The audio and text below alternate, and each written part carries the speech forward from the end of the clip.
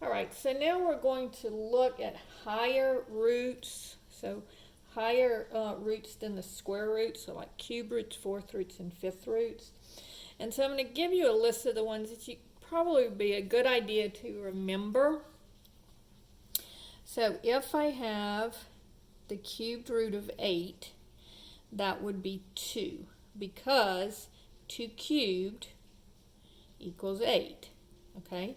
So 2 times 2 is 4, times 2 is 8. So 2 cubed is 8, so the cubed root of 8 is 2. In the same way, the cubed root of 27 is 3, because 3 cubed is 27. So 3 times 3 is 9, times 3 again is 27. All right? And then the cubed root of 64 is 4, because 4 times 4 is 16, times 4 again is 64. Okay? The cubed root of 125 is 5. And then I'm going to skip down and say the cubed root of 1000 is 10. So these are the ones that they're going to use the most for cube roots. You should also know, like here it's the cubed root and you have 3 zeros. So 10 times 10 is 100, times 10 again is 1,000. And so this is going to be, whenever you have 3 zeros, the cubed root of that is going to be 10. All right? Now, let's do fourth roots. Now, there are only a couple of fourth roots that you should know. Well, actually, same number. And again, this is 5 cubed is 125, and 10 cubed is 1,000. Okay? So here, if I have the fourth root of 16, that's 2, because 2 to the fourth is 16. 2 times 2 is 4, times 2 is 8, times 2 is 16. So you have 4 of them. All right, the fourth root of 81 is 3. The fourth root of 625, excuse me, I skipped one. The fourth root of 256 is 4. The fourth root of 625 is 5. And the fourth root of 10,000 is 10. Okay? And then lastly, let's look at the fifth roots. The fifth root of 32 is 2. And the fifth root of 243 is 3. And then, of course, the fifth root, I'm going to jump down here. Here we have 5 zeros, so that would be 10. All right?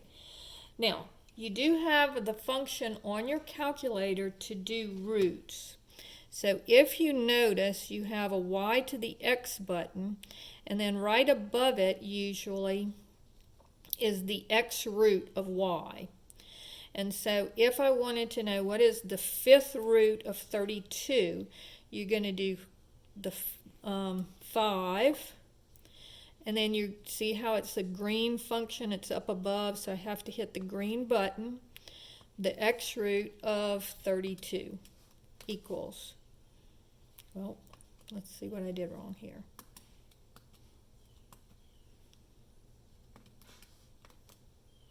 Okay, that's not right. Let's see if I did it this way. Yeah, okay.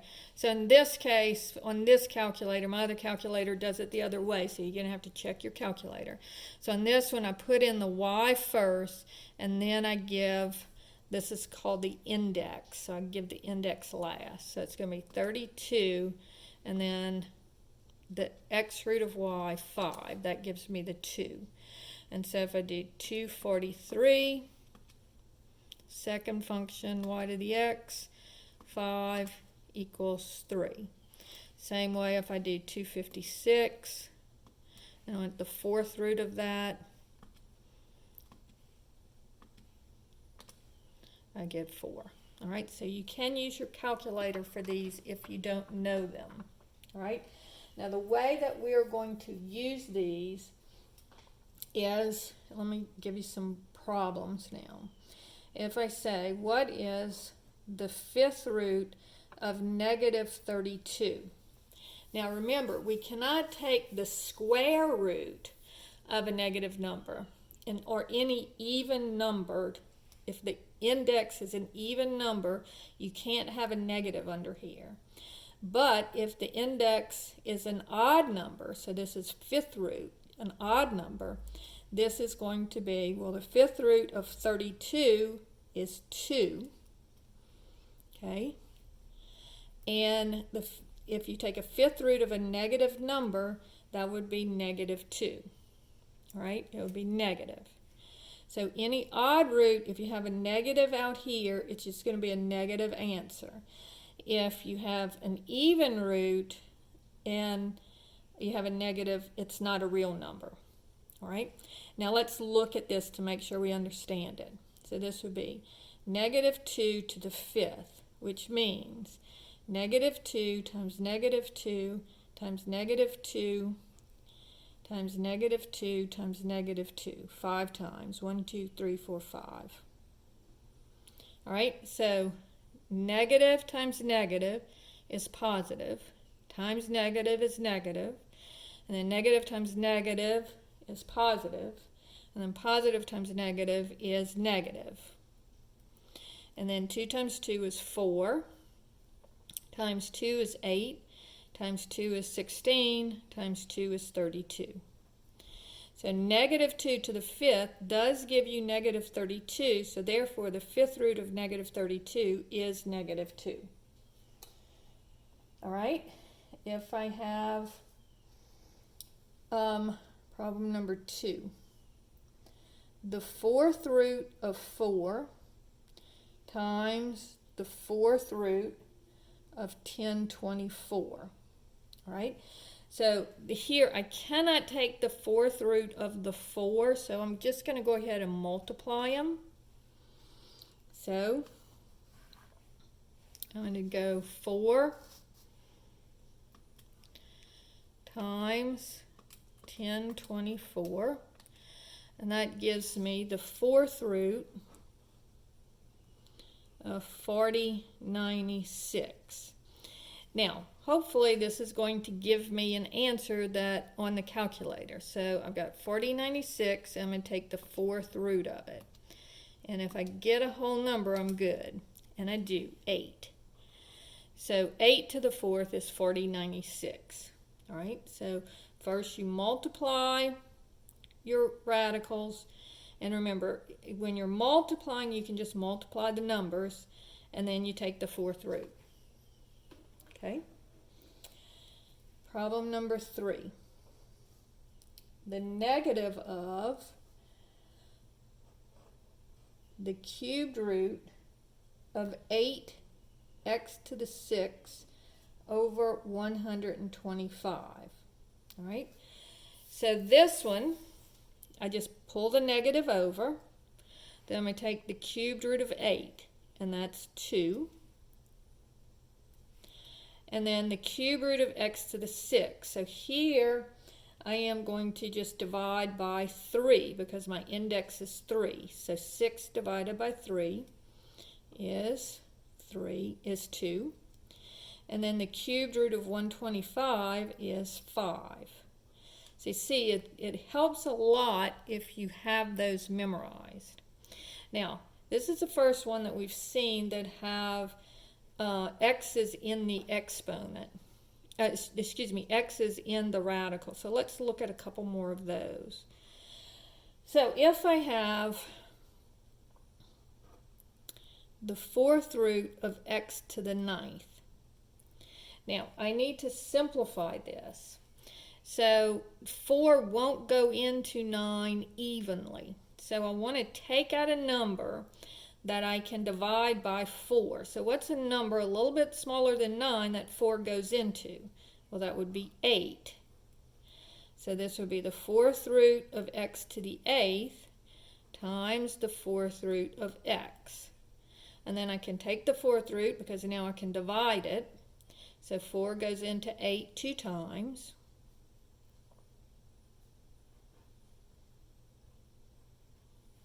And I'm left with the 4th root of x that I can't do anything with, so it stays under the radical. So this is your answer on that one. Okay? Let's look at another one of these. The cubed root of x to the 29th. All right? So I'm looking for a number that 3 will go into that's a little bit smaller than 29. So let's try 27. So that would be x to the 27th times x squared. Now I can divide the 3 into 27, and that gives me x to the 9th times the cubed root of x squared. Okay? Problem number 6 says the 5th root of x to the 7th. So again, what number can be divided by 5 that's a little bit less than 7? Well, 5 can. Remember to always write your little index numbers here so that you don't think it's square root. It's 5th root. And so if I have x to the 5th taken out of the x to the 7th, I'll have 2 left. And so this would be equal to the 5th root of x to the 5th is just x, and then 5th root of x squared has to stay under the radical. All right, now if I have something like the 4th root of x to the 8th, where you can divide it and it goes in evenly, then that's just going to be x squared. You just divide it. But if you have a number that it doesn't go into, then you pull out what you can. All right, now let's look at some more that are involve division or addition or something like that. So if I have problem number 8, 8 times the cube root of 3 minus the, not cube root, 4th root of 3 minus the 4th root of 48. Now, I have to simplify this one. And so notice that this is 3. So more than likely, 48 will be divisible by 3 so that I can add them. And sure enough, that's 16. So this is going to be 8 times the 4th root of 3 minus, and I'm going to separate this into the 4th root of 16 and the 4th root of 3. Because these are addition problems, more than likely whatever this is, that's what this will be as well. This 4th root is going to end up. So now let's look. What is the 4th root of 16? It's equal to 2. All right? And so this would be 8 times the 4th root of 3 minus 2 times the 4th root of 3. And then 8 minus 2 is 6 times the 4th root of 3. So that would be the answer to that one. Okay? Problem number 9.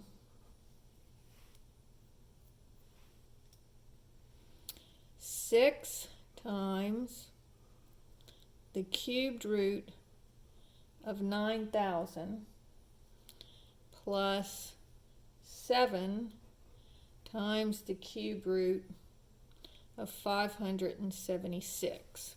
All right, So this one, now be careful, this is a 9. You can't take the cube root of 9. You can take the cubed root of 27, but not 9. So it's not a square root, it's a cube root. But notice I can split out that 1,000. So this would be 10 cubed root of 1,000 times the cube root of 9. Now again, more than likely I'm going to be able to split this up, and I bet that this is going to be a perfect cube times 9. So let's, because this is 9, this is probably going to be a 9 too. So let's try 576 divided by 9, and that's 64. And notice we can take this cube root of 64. So this is going to be 64 and 9. So you see how you think. You think, okay, these are addition problems, so more than likely that this one and this one are going to be the same, so that's why I divided it by 9. All right? So now, the cubed root of 1,000 is 10. So this will be 6 times 10 times the cube root of 9 plus 7, and then the cubed root of 64 is 4 times the cube root of 9, and so that gives me 60 cubed root of 9 plus 28 cubed root of 9 gives me 88 cubed root of 9, right? Now, if I have division,